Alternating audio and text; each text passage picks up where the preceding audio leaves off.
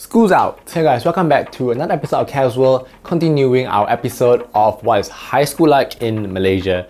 If you haven't seen the previous episode where I talk about what does the building look like and also school uniforms, make sure you check it out in this link above before you come to this part. And if you did, welcome back to class. Where do I begin? High school life in Malaysia is, one word, tough. Really tough. So as a preview, I'm going to show you guys my graduation cert thing I got from high school. If you open up, that's me right here next to some, I don't know who's this. I think it was some chancellor. I honestly have no idea who is this person. I shook his hand and I got my leaving school cert right here. My final exam results. This is not an official one. It was a long time ago, 8 years. So let's run through the whole system now. School in Malaysia is very academic based. It's all about memorizing and examinations. In 1 year, students have to sit 4 exams or quarterly exams. The mid-year and the end-year exams are more important than the first and third quarter. They combine your scores, all of these 4 exams into one, which is your yearly average. They will see where you rank among all the students in the whole school. I would say it's quite competitive in this sense because they make students very anxious to be number one because they always emphasize on ranking. The school is going to use what you got to determine the class you go the next year. In Malaysia, students are sorted out into classes based on academic results. So if you did really well, you are going to go to the top class. And if you did really bad or average, you go to the middle and we call it the bottom class. So if your average was like a 90 and 5 of your friends got 90, you're going to go to the same class. In this way, they kind of want to make birds of a feather together. It was really difficult because if you didn't do well for your exams, right, your whole yearly average would drop and the next year you might actually go to a different class than your friends if you did not study as hard. Because if they didn't have the motivation, they might just slide down. So for myself, I started out in the bottom class when I was in Form 1 or when I was 13. I was in like the third bottom class and I studied really hard. I went to the third best class and before I know it, I was in the first class when I was 15. Literally the top of the class where everyone was so smart and I just felt so outshadowed. Brought out a really competitive side of me to study hard. And my grades dropped a little bit after that and I went to the third best class when I was 16 and 17. So in Malaysia, we study a variety of subjects, more than 10 subjects per year I think. Students in Form 1 to Form 3 or age 13 to 15, they have a big examination which is like the mid-high school examination that will determine their fate when they go to Form 4 and Form 5. At my time, it was called PMR, which stands for this. These are the subjects we had to study.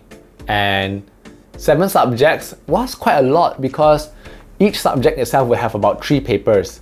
So 7 times 3 is 21 papers. Yeah, that was pretty intense. So for myself, I managed to get 6 A's and 1 B. B for Bahasa Malaysia, which is something I'm not really good at.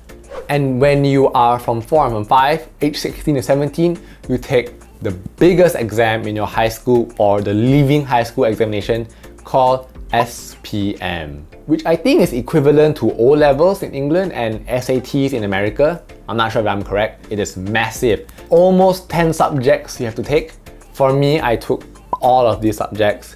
You can see just how various it is. And my brain literally died during that period. Did you know that long time ago, there was no cap on how many subjects you can take? Because you are given probably about 10 core subjects. You can take up extra electives if you want. The record, which I think someone did maybe 10-15 years ago, was 19 subjects and that person got 19 A's. How? So everyday students are just studying and studying and studying. Our education is based more of regurgitation, where we read the text and we just spit it out. If they will ask you what is the formula for this, you just memorize it and you write it down. Which is why most students, they feel very rigid when you ask them to give explorative answers. They can't because they were not trained to do it. And yours truly, for this big leaving exam, managed to score 8 A's and 1 B. I can see my cert right here. I managed to get 4 A+, 1 A, 2 A-, and 1 B. I don't know how I did that, but I don't think I'll be able to replicate it again. It was really difficult because this SPM lasts for almost a month or 3 weeks. So you have 1 month of examinations where you're constantly stressed out, studying every day, and you go to the exam with almost no sleep. I really feel that the education system in Malaysia it's not really fluid, and it makes the students afraid to explore and speak out stuff. When I compare with other countries like Australia, students are always given a choice to embrace new ideas, try out new things, which is why Malaysia's education system has a long way to go. For starters, I think we can implement stuff like going to museums or site visits and then choosing a topic from that museum to do your project on. I think that will be something quite eye-opening and let students to be more self-aware of what they like. So let me know in the comments below of what you think of this school system is like. Is it similar to yours? You have something to add to this? Let me know in the comments below. Needless to say, high school was very academic driven place, which can sometimes drive students to depression or anxiety. I have seen students break down and cry the moment they finish the exams, or some didn't even do the exams. They will just sit in the classroom and sleep because they have given up hope, which to me is a little bit sad because this is what the education system is driving students to. I am done with high school. I am a product of all of this, and I survived. So 8 years ago, I didn't think that I would come this far to what I have achieved. I did science in high school, biochemistry, physics, additional math, which was really hard, almost killed me. And I did science also in college, but I did not know that I would do design right now and start vlogging with my subjects that I've taken. You never know actually. I always find high school is just a stepping stone, never be defined by what you do in high school. To me, what you do after uni is more important because that is when you enter the real world. But of course, make sure you study hard and study smart so that you can get into the uni that you want. That would be my living note for you guys. Study hard, study smart, don't take things too heavily or too lightly. Thank you so much for watching, and I'll see you guys next time. Bye!